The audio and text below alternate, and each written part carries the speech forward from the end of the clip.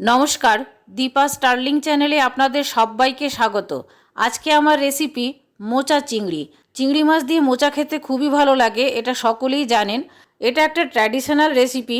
মোচা নিরামিষ আমিষ দুরকমভাবেই রান্না করা যায়। দেখে নেওয়া যাক মোচা চিংড়ি বানানোর ভিডিওটা। আমি একটা বাটির মধ্যে জল নিয়েছি, জলের মধ্যে দেব একটু হলুদ। মোচার মধ্যে কষ থাকে, সেই জন্য মোচাটা কেটে এই জলের মধ্যে ভিজিয়ে দিতে হবে। বেশিক্ষণ যদি কাটা অবস্থায় থাকে তাহলে কালো হয়ে যাবে। আমি একটা কাঁঠালি কলার মোচা নিয়েছি। কাঁঠালি কলার মোচার টেস্ট বেশি হয়। অনেক সময় বাজার থেকে মোচা আনার পর দেখা যায় মোচাটা তেতো, সেই জন্য আনার পর একবার টেস্ট করে নেবেন। মোচার মধ্যে যেহেতু কষ আছে সেই জন্য কাটার আগে হাতে একটু সর্ষের তেল লাগিয়ে নিলাম। আপনারা চাইলে গ্লাস পুরো মোচাটা কাটতে পারেন। প্রথমে মোচার মধ্যে যে লাল রঙের আস্তরণগুলো আছে সেগুলো আমি ছাড়িয়ে ফেলে দেব। ওপরের আস্তরণটা খুলে দেওয়ার পর এই মাঝখানে যে ফুলগুলো আছে সেগুলো আমি ছাড়িয়ে নেব। এই ফুলগুলো দিয়েই মোচা রান্না হয়। আস্তরণটা ছাড়াতে ছাড়াতে যত ভেতর দিকে যাব তত বেশি ফুলগুলো কচি হবে। আস্তে আস্তে দেখুন এইরকম সাদা অংশটা বেরিয়ে পড়বে। এই সাদা অংশটা আর ছাড়াবো না, এটা খুব কচি হয়। এটা আমি কেটে নেব। যতটা সম্ভব ছোট ছোট করে কাটতে হবে। মোচা যত ভালো কাটা হবে তত ভালো রান্নাটা হবে। মোচাটা কেটে নিয়ে সঙ্গে সঙ্গে হলুদ জলের মধ্যে দিয়ে দেব। আগেই বলেছি মোচা কাটা অবস্থায় বেশিক্ষণ থাকলে কালো হয়ে যায়। মোচার এই মাঝখানের অংশটা যেহেতু খুবই নরম, সেজন্য এটা আর আলাদাভাবে ছাড়াবার কোনো প্রয়োজন হয় না। এবারে মোচার ফুলগুলো আমি কেটে নেব। মোচার ফুলগুলোর দেখুন সামনে একটা আঁশের মতো আছে আর মাঝখানে একটা শক্ত কাঠির মতো আছে। এই দুটো অংশ ফেলে দিতে হবে। এবার এই মোচার ফুলগুলো যতটা সম্ভব ছোট ছোট করে কেটে নিতে হবে। এইভাবে আমি পুরো মোচাটা কেটে নিলাম। এবারে মোচাটা আমি প্রেসার কুকারে সেদ্ধ করব, সেই জন্য প্রেসার কুকারে জল নিয়ে নিয়েছি। এর মধ্যে দেব 1 চামচ নুন আর একটু হলুদ, সাথে একটু সর্ষের তেল। এটা আপনারা চাইলে দিতেও পারেন, নাও দিতে পারেন। মোচাগুলো একটু চটকে চটকে জল ঝরিয়ে প্রেসার কুকারের মধ্যে দিয়ে দেব। প্রেসার কুকারে হাই ফ্লেমে একটা সিটি দেওয়ার পর লো ফ্লেমে 3টে সিটি দেবে। তারপরে ঠান্ডা করে নিয়ে মোচাগুলো আমি বার করব। মোচা চিংড়ি বানাবার জন্য আরেকটি উপকরণ চিংড়ি মাছ। আমি এখানে ছোট সাইজের চিংড়ি মাছগুলো ভালো করে ধুয়ে খোসা ছাড়িয়ে রেখেছি। এখন এগুলো নুন হলুদ মাখিয়ে নেব। নুন হলুদটা মাখানোর পর 10 মিনিট আমি রেখে দেব।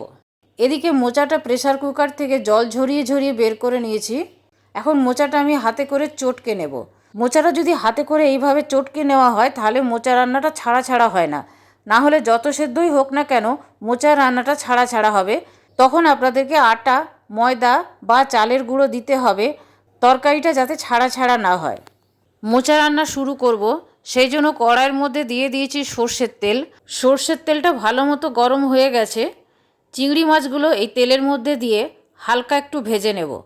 আপনারা সকলেই জানেন চিংড়ি মাছ বেশি ভাজলে শক্ত হয়ে যায়। অল্প একটু ভেজে নেব। চিংড়ি মাছগুলো ভাজা হয়ে গেছে, তুলে নেব। ওই তেলের মধ্যে ফোড়নে দেব 2টো তেজপাতা, 1 চা চামচ গোটা জিরে আর একটা শুকনো লঙ্কা। ফোড়নটা কয়েক সেকেন্ড ভেজে নেব। এর মধ্যে দেব টুকরো করে রাখা আলু। আমি এখানে 2টো মিডিয়াম সাইজের আলু ছোট ছোট করে টুকরো করে রেখেছি। সব কিছুই সেদ্ধ করা আছে। আলুগুলো ছোট ছোট করে টুকরো করেছি যাতে তাড়াতাড়ি সেদ্ধ হয়ে যায়। আলুগুলোর মধ্যে লাল রং এসে গেছে। এর মধ্যে আমি দিয়ে দেব 1 চা চামচ আদা পেস্ট। অনেকেই কলার যে কোনো রেসিপি বানাবার জন্য আদা ব্যবহার করে না, কিন্তু আমি আদা ব্যবহার করি, এতে স্বাদটা অনেক বেশি ভালো হয়। আদা পেস্ট দেওয়ার পর ভালো করে কষিয়ে নিলাম। আদার কাঁচা গন্ধটা চলে গেছে। এখন এর মধ্যে একটু জল দিয়ে অন্যান্য গুঁড়ো মশলাগুলো দিয়ে দেব। দিয়ে দিলাম পরিমাণ মতো হলুদ, 1/2 চা চামচ জিরে গুঁড়ো, 1 চা চামচ ধনে গুঁড়ো, 1/4 চামচ কাশ্মীরি লঙ্কার গুঁড়ো কালারের জন্য দিলাম, স্বাদ মতো নুন আর সামান্য একটু চিনি দিলাম। নিরামিষ হলে একটু চিনি বেশি করে দিতে পারেন, আমি টেস্টের জন্য চিনিটা দিলাম। সব কিছু ভালো করে একসাথে কষিয়ে নেব। মশলা দেওয়ার পর কষানো হয়ে গেছে।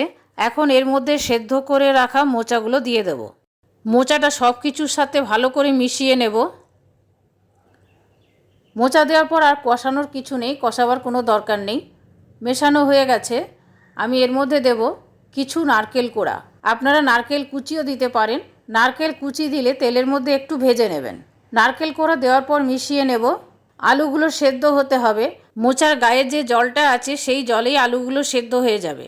আলাদাভাবে জল দেব না, তাতে স্বাদ নষ্ট হয়ে যাবে। আমি এবারে ঢাকা দিয়ে দেব ভালো মতো রান্না হওয়ার জন্য। 6 মিনিট পরে ঢাকাটা খুলব। দিয়ে দেব 4টে চেরা কাঁচা লঙ্কা। কাঁচা লঙ্কাটা আপনারা যে যেরকম ঝাল খেতে পছন্দ করেন সেরকম দেবেন। আর ভেজে রাখা চিংড়ি মাছগুলো এর মধ্যে দিয়ে দেব। কাঁচা লঙ্কা আর চিংড়ি মাছ ভালো করে মিশিয়ে নেব। আলুগুলো সেদ্ধ হয়ে গেছে। আমি আরেকবার ঢাকা দিয়ে দেব, যাতে চিংড়ি মাছগুলো তরকারির সাথে ভালো মতো মজে। এতে স্বাদটা অনেক বেশি ভালো হবে। 5 মিনিট পরে ঢাকাটা খুলে এর মধ্যে দেব 1/4 চামচ গরম মশলা গুঁড়ো আর 1 টেবিল চামচ ঘি। ঘি আর গরম মশলা এই রেসিপিতে কিন্তু দিতেই হবে, খেতে অনেক বেশি ভালো হয়। ঘি আর গরম মশলাটা তরকারির সাথে ভালো করে মিশিয়ে নেব আর খুন্তি দিয়ে আলুগুলো ম্যাশ করে নেব। এতে তরকারিটা ছাড়া ছাড়া হবে না। আমি ছোট চিংড়ি দিয়ে করেছি, আপনারা চাইলে বড় চিংড়ি দিয়েও করতে পারেন, কিন্তু বড় চিংড়িগুলো হলে টুকরো টুকরো করে নেবেন, তাতে তরকারির সাথে সমস্ত চিংড়িগুলো ঠিকমতো মিশবে। মোচা চিংড়ি বানানো কমপ্লিট। এখন আমি গ্যাস অফ করে দিয়ে সার্ভিং প্লেটে তুলে নেব। গরম ভাতে মোচা চিংড়ি অসাধারণ লাগে। আমার এই মোচা চিংড়ি বানানোর ভিডিওটা আপনাদের কেমন লাগলো কমেন্ট করে কমেন্ট বক্সে জানাবেন। ভালো লাগলে প্লিজ একটা লাইক করে দেবেন, শেয়ার করবেন আর সাবস্ক্রাইব করে বেল আইকনটা টিপে দেবেন পরবর্তী নোটিফিকেশনের জন্য।